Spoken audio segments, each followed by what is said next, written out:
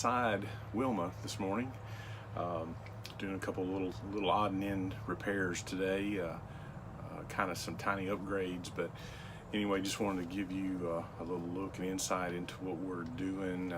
We just purchased Wilma about 2 months ago, and we're still learning her and all of her different characteristics. So we're going to give her a little upgrade to her faucet this morning. Today I'm going to be installing the Niagara Conservation Trimax faucet aerator. I've kind of pre-fitted already and understand that it will fit on our kitchen sink, but it won't fit on our bathroom sink the way it's set up. So right now we're going to take you back and give you a little tutorial on how to put this in. It's pretty simple, and I think most of you can do this fairly easily. So stay with me, I'll be right back. Okay, as you can see, we're here at the faucet and we've got our new aerator. It's kind of a cool little deal. It has 3 different settings on it. You can choose to run either a ½ gallon per minute, 1 gallon per minute, or 1.5 gallons per minute. Right now, I'm looking at the aerator that was in there. It had no restrictions to it at all. So anytime you turn it on even a little bit, it seemed like it was flowing a lot of water. So we wanted to try to cut down on our water consumption.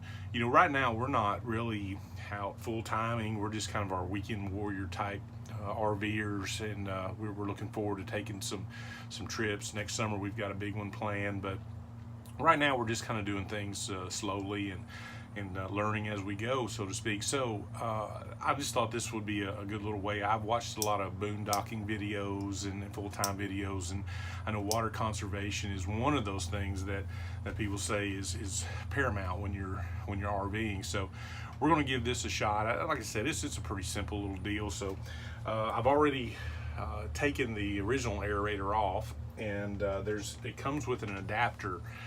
The new aerator does, and this one's going to require that adapter that goes on there. So basically you just screw that in there, and then it comes with a little tool. You know, RVers, we save everything, or at least I do. I've been called a bit of a pack rat. So anyway, this little tool has a couple little legs on it that goes into the base of the aerator, and you just tighten that adapter down. So when you're putting it together, it'll all kind of go together nice and smooth. And then it has a new washer that comes with it. Don't forget that. We're going to put that on, and then basically just thread it into the bottom of the faucet.